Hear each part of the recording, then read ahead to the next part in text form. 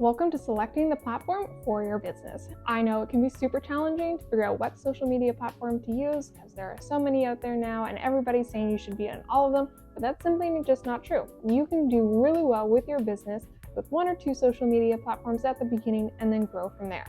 So my name is Hannah, I'm an agriculture photographer and I'm here to help you grow your business. So starting off, what are some key questions you can ask yourself when trying to figure out what app to use, what platform to use, what's going to be the best for your business? The first thing you should do is ask yourself, are you comfortable using the app that you want to use? Is this something that you're going to be able to continue to work towards, able to continue to grow in? Are you comfortable starting off on this, or is this just completely overwhelming at the beginning? Because if you're trying to dive into an app that's just completely overwhelming, may not be the app you want to start off with. It might be better to start off getting to know an app that's a little more comfortable, a little more within your comfort range, so you understand how social media works before going to one that is just completely overwhelming, especially if you don't have the ability to hire out a social media manager or get somebody else to do it for you. The next question you want to ask is, are your clients on this app? Are they using this app? Is it worth putting the time and effort to learn how to use the app? Because if your clients aren't there, and the only reason you're using it is because you're comfortable with it, it may not be the most beneficial way. However, if it's the app you're most comfortable with and your clients are on it, then that's great. That's a perfect app to start with. From there, we're going to ask, are your competitors on this app? Or are your competitors that are doing well or not so well using a different app platform? And if they are, is that app platform working for them or not? Paying attention to your competitors, what they're doing, how they're doing it, can really help you understand how your audience works, what they want to see, and where they want to find that information. From there, you can work alongside your competitors to inform, educate, and entertain your audience in the best way possible. So, the first app we're going to dive into is Instagram. Instagram is personally one of my favorite apps because it started off as a photo app, and while I'm a photographer, and therefore it's just one of my favorites. I personally love photos, and Instagram does a really good job with them. Instagram is one of the more diverse apps. You can post photos, stories, videos, carousels, text posts, you can be engaging stickers, you can do lives, you can contact people through direct DMs. There are so many different ways to use Instagram that it is a super versatile app, and another reason why I love it so much. So here are some things that you should know about Instagram. Your video content in the form of lives can be up to 1 hour long, whereas your short form video content can only be about 90 seconds. So that would be stories or reels. Instagram allows you to actually share your lives with another Instagram user. So you both can go live at the same time, engaging in both of your audiences and combining the two.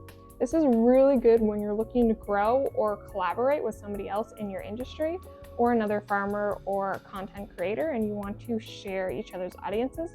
Going live together is a really good way to do that. Lives are also super useful if you end up getting a lot of questions and you just want to take some time and answer all of those questions, because your live will then be posted to your feed and you can pin that post and direct people to it when you get those questions. Rather than having to repeat yourselves over and over again, you can then direct them to this live that answers all the questions they might have. If Instagram is one that you decide to go with and it's one where your audience hangs out with and you're comfortable using, here are some things you should do. You should always use Instagram's platform to create and edit your photos and videos. Now, if you're like me, I actually do a lot of editing outside of Instagram's platform, or I'll actually spend some time, take a photo, and purposefully just edit this photo in Instagram's platform. That way, Instagram knows that I've taken the time to use its platform and it's going to push my content higher because it was then created and edited using Instagram. Instagram knows when a third-party platform has been used and it doesn't always like it. The more you can do in Instagram's app and the more time you spend on Instagram's app, the more Instagram's going to like you. And that goes for all of the apps. They're not the greatest with cross-sharing, so it's better to post and create something in Meta or in Instagram and share it to Meta or Instagram. And Meta includes Facebook as well, but it does not include TikTok, and it's best to not cross-post from Instagram to TikTok or vice versa. Another big thing with any content, whether it's photo or video or text, is to add captions, especially if it's video content. Add captions directly into your video, because a lot of times people actually watch and engage with Instagram's content with no volume. And if you want your content to be engaging, then you need to ensure you're adding captions so people know what you're saying and what the message is in your video without having to have the volume on. Another way to do that is to add a description underneath the video. That way, if you're just adding like a single text caption or read the description below or something, you have the rest of the information there for them to get engaged with. Having short video content, like 15 seconds, 30 seconds, works really well if you don't have super long captions and you're really trying to get all of the stuff said in the video. But if you have a video that's maybe 8 seconds long or 5 seconds long, and it's just, here's a quick tip, read the rest in the description, that works really well because you can have a longer description, and while they're reading the description, the video is going to keep playing in the background, which will increase viewing time, which will mean that people are spending more time watching your video, and Instagram likes seeing more views. Next, we have Facebook, and Facebook is also a part of Meta. Meta owns Facebook and Instagram. Meta has Facebook first and bought Instagram second. One of the things that you should know with Meta, just in general, Facebook or Instagram, is they really love when things are done in-house. I love when people use their platforms to create content and don't use third-party platforms. It's how it is. And you can't really blame them. They want you to be able to do all that you can do within their platform and keep you on their platform for as long as possible, because that's how they make more money. So by them favoring those who do edit their videos and photos in Meta Suites is just, it's business. That's how it is. It's unfortunate, but it's just business. Facebook does really well for videos that are 3 to 5 minutes longer, or live videos. Facebook does really well with live videos, and we see that throughout COVID. Like, a lot of the times people would go live and they'd have way more traction because Facebook really promotes people going live because it brings back the audience into the platform and keeps them there for a long time. So if you're able to do a live course or a live tour or a live something engaging with your audience, Facebook will do its best to promote you when you do go live. Facebook also really loves longer descriptions of 300 characters or more. They want you to add value to your post, and they want you to ensure that you are giving the most possible to your audience so they will stay there and want to come back and keep learning more.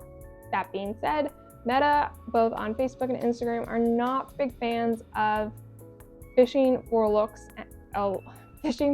and comments. And what I mean by that is they're not big fans of when you say, hey, like this post, or hey, comment this. Instead, they want to see you asking questions like, if this resonated with you, if you agree with this, if you have something to share on this topic, like something that's really going to get the conversation going, really open-ended questions that are not just pushing for likes, but pushing for future engagement and conversations. So I highly recommend that you do not say in your post, like this, or if you want to see more, follow, or if you want to see more, send this to a friend. Instead, really ask an engaging question that will start a conversation and make room for some back and forth going on in the comment section. Next, we have TikTok, and TikTok has over 800 million users. 30 million of those users are in North America alone, which is great. And when TikTok started, it was a platform used mainly for the younger generation. However, we are seeing that people among all generations are finding entertainment and education on TikTok. They're using it to learn, to be engaged, to entertain, and to watch things that are trending. So don't just think that because you're maybe a little bit older or you're not in Gen Z that TikTok won't be where your audience is, because there are so many people using TikTok across multiple generations that it's not just for the younger generation now. Another thing with TikTok is the average user spends 1.5 hours on TikTok per day. That is a long time for you to get your content in front of somebody, especially since most of TikTok's content is only about 15 seconds long, right? That's a lot of content that they are taking in a short period of time, and you want to ensure that your content is a part of that if TikTok is the app that you're choosing. So what should you do on TikTok? You should get straight to the point. Always be as fast as possible. Use what we call a hook. And a hook is that first 3 seconds in your videos that's going to grab your viewers' attention long enough for them to decide whether or not they're going to swipe past this video or scroll up past this video, or if they're going to stick around. So have an engaging and captivating hook. On TikTok, you can use relevant hashtags. Instagram hashtag algorithm isn't working so much anymore. However, in 2023, TikTok's hashtag algorithm is still going strong, and so using relevant hashtags, not just generalized ones, but really truly relevant ones that are specific to the content you are sharing. If you're geographical based, then maybe you're saying this is Halifax, or this is Nova Scotia, or this is East Coast Canada, right? If you're in agriculture, maybe you're in fishing agriculture, so you're gonna go agriculture, and then you're gonna go fishing, and then you're gonna go with the type of fish you do, and then you're gonna go location and where you do your fishing, and really try and be specific with what content you're providing using your hashtags. Another thing, TikTok really loves consistency and frequency. So a lot of the key content creators that are on TikTok and doing really well are posting daily. Sometimes they're posting multiple times a day. Now, if you're just starting off and you are not super comfortable with social media, posting daily will seem overwhelming and unattainable. That being said, TikTok does like consistency. So if you're able to post a consistent schedule and show your viewers when they can expect more information, they're gonna come back to your profile on that time at that day when they know a new post should be coming, right?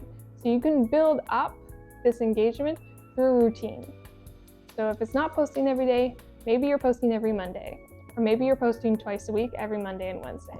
And you can tell them in your bio, right? Come back here every Monday and Wednesday for new content, or come back every Monday for new content. And they'll know that on Monday, they can expect to learn something new or to be entertained by you on TikTok. And the last one we're going to talk about today is LinkedIn. And LinkedIn is the platform for businesses. Now, LinkedIn next to Instagram is one of my favorite platforms ever. I am on LinkedIn probably just as much as I'm on Instagram. And not just because my audience is there, but because I appreciate what's get posted. I always learn so much from LinkedIn, and it's a super happy professional place to be. Not to say that the other places aren't, but I just love how LinkedIn is. It's one of my favorites. So here are some things you should know about LinkedIn. Like the other social media apps, LinkedIn loves when you use their platform to post and edit videos directly. They really like having things happen in-house.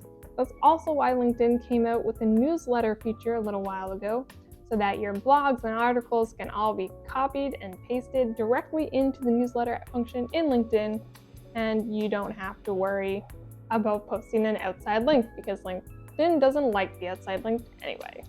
The biggest thing with LinkedIn is you want to be careful whether or not this is actually going to be worth your time. LinkedIn works really well for businesses, but if your audience isn't on LinkedIn, then you should have a presence there, but it shouldn't be your top priority, right? I work with a lot of businesses and associations that are on LinkedIn, so I do spend a lot of time there. But I know plenty of people that just use LinkedIn as a means to connect with other professionals outside of their industry because their target audience isn't necessarily there, but it's very important to have a LinkedIn profile. It makes you seem more reputable and more secure.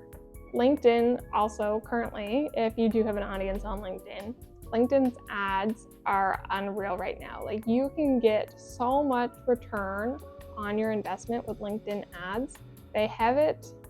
The way they have it set up is just working really well, especially since it's one of the smaller social media platforms. You can get really down and dirty in what type of information you want to share in your ad, who you want it to go to, and it will do a superb job. Easily the best social media ad investment happening right now, which is great. That being said, if LinkedIn isn't where your audience is, you should not invest into their ad, even though it is ridiculous right now. So all of that to say, there are so many different options for your social media platforms. All of them come with different pros and cons. All of them have different ways to engage with your audience. The biggest thing you need to do though is figure out where your audience is and what your comfort level is. Because if your audience is on an app you're not comfortable with, then you need to put in some time and energy to figure out if you are going to invest the time to learn that app or if you're going to hire somebody else to do that for you. Because you want to be where your audience is. And you want to be comfortable and confident in using that platform. Now, I will say all of this. The next best thing to do, once you figure out what social media platform you have, is to curate an email list and to get as many people on your email list as possible. Because when you have an email list, if Instagram shuts down or Facebook shuts down or LinkedIn or whatever shuts down, you still have all of your audience at the tip of your fingers and it isn't locked up in somebody else's database, right? So the more you can get onto your email list outside of social media, the better.